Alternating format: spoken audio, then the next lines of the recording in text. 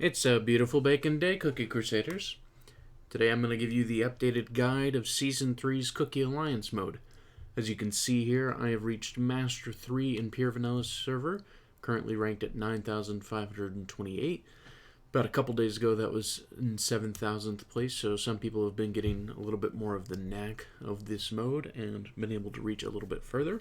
But I will show you the quick rundown of the teams and how I'm going to use them. So this is our main team. This is the most crucial one. If you can build this team and get everyone to high levels, high toppings, high strength, high treasures, this team is going to be the crucial team for the majority of the waves. Team number 2 is a good critical team, used in a couple good spots. Team number 3 is our speed comp. It's used for at least one specific wave. Same goes for team number 4. And our final is a one-shotting kind of boss team. So we're going to dive right into it and show you what we get. Now, because of the amount of cookies that I have at level 60, we are going to be blasting through a specific amount of waves. So I do apologize for any of you that are in the earlier waves and cannot get that blast feature, as I can't personally give recommendations for those waves. So the first wave that we encounter is wave 7. The reason this main team is so important is that you've got 2 guaranteed healers, and that's Cotton and Pure Vanilla. And Pure Vanilla is running Swift Chocolate toppings on him. It's about 20% cooldown and I think about 8% damage resistance. And the main thing here is that you just want those shields firing off as fast as possible so that everyone has the chance to be healed as quick as they can. The clock and the horn are important on the treasure side because the horn gives us extra defensive power against these high damage dealing waves. The clock gives the chance for our skills to happen faster, which is important because in certain waves we're going to have a cooldown increased because of the debuffs of the wave. And then of course the level 12 attack scroll does give us a higher attack power, which in turn also gives us higher healing power too. So both of those are very important things. Next we've got Cotton. He gives an attack boost when the lantern is lit. He sends out bodies, which give a quick stun to the enemies and also provide additional attacking power. Does some healing, not at the same rate that Pure Vanilla does, but still does healing. And so Cotton is also a huge benefit to the team. Third is Eclair.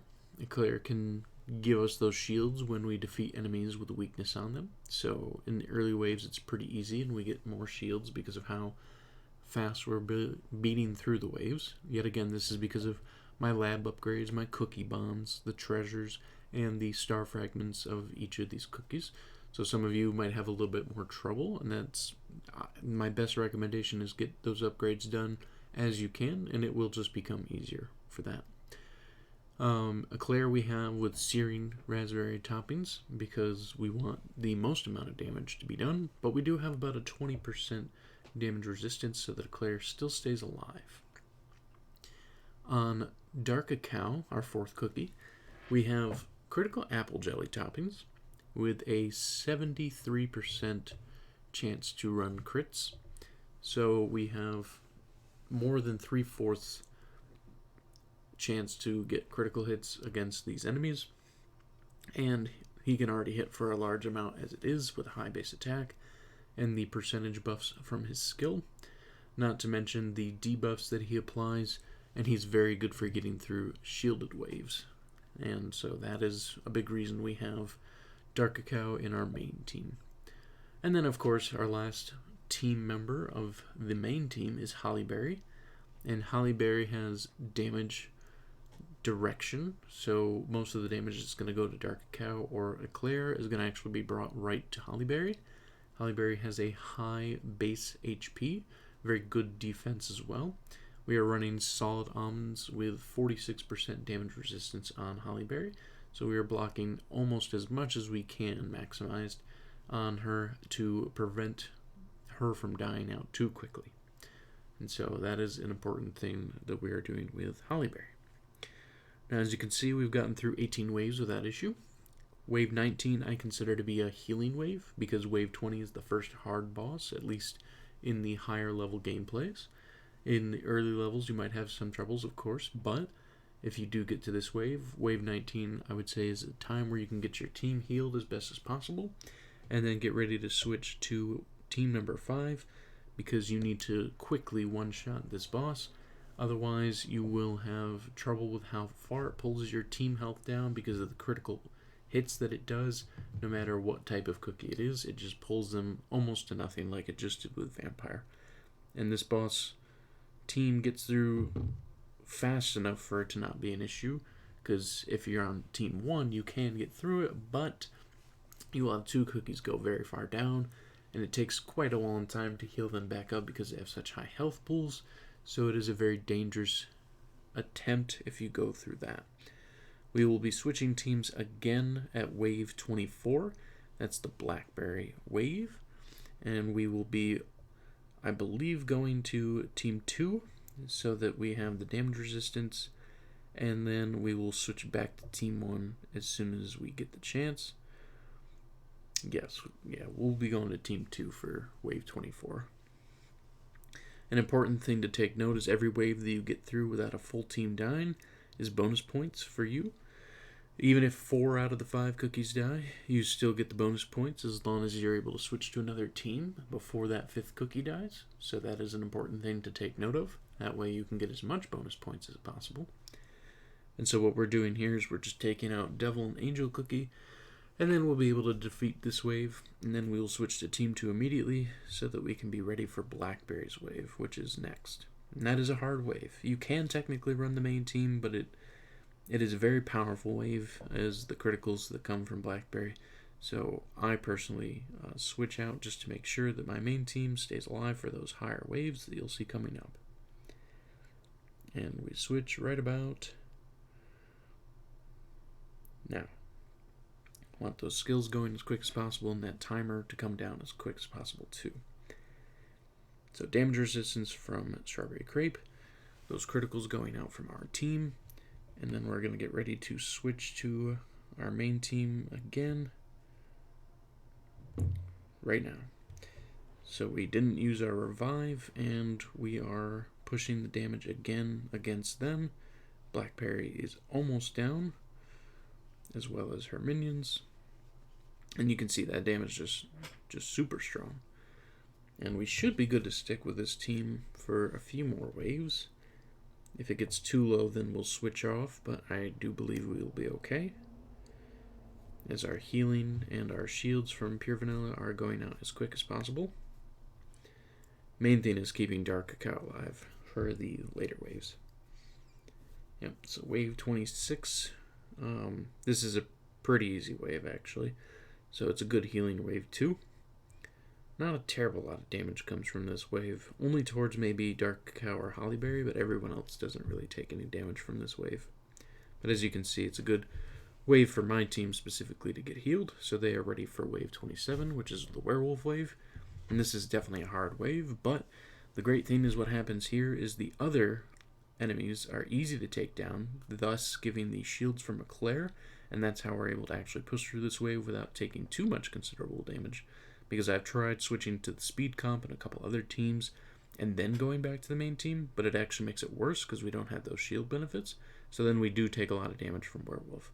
Where here we're still taking a good amount of damage, but we're still able to push through. Wave 28, honestly a pretty weak boss. It's a fast boss. If you personally have troubles with this boss, I would suggest switching to Team 3 for the speed comp to just take it out as quick as possible, or Team 5 if it's still alive. But overall, your Team 1, if it's built well enough and strong enough, it should be able to handle this wave without too many issues. So as you can see, we're about to move into the shielded enemies. So this is where Dark Cacao is going to help a lot, removing all of those shields and giving us the chance to push through those forces. We could switch to Team 2 because Twizzly is there as well. And if Dark Cacao does die, we would switch there for the sake of getting those shields off, because that's the most important thing. But we're going to wait and make sure that we get these enemies removed and the shields taken down as quick as possible. And I do believe wave 32 is the Kumio wave. Yep, this is the Beat wave. Beat does a lot of good damage here, but you should still be safe to run this team. Eclair will take quite a lot of damage, but you should still be able to push through. Yep, so we're still good. Wave 31. There's some good damage from this wave. They're really chunky enemies on this wave, but yet again, main team should be able to handle, especially because we have that shield removal from Dark Cacao. And then they just start lighting up in their speed. So hopefully Dark Cacao and Hollyberry are going to do their job protecting our people. And then we will get a shield from taking out the first one, another for taking out the second, and then the third.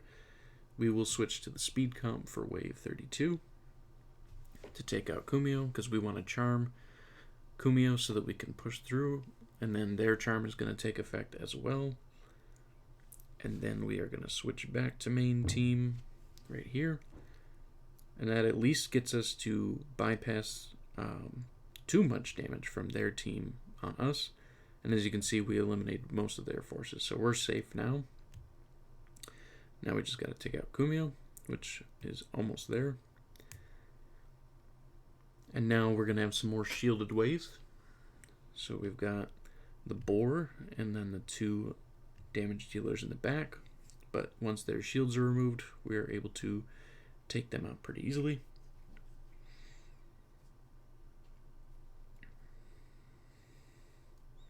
And then we've got the next wave, which is the shielded cats.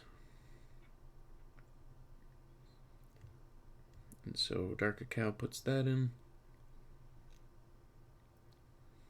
And now this main team is pretty much done, so we're going to move to team 2 for Twizzly to hit these last shielded enemies. And then that should be able to get us through. We might have to change teams again, just so we get those bonus points.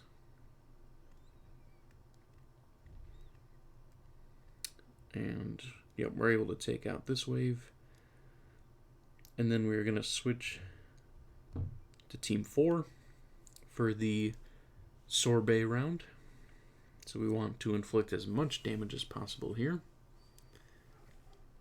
As you can see, we're just lighting into Sorbet, and that insignia is going to give one of these cookies a chance to try and finish off the wave before it's too late, which will be pumpkin pie here.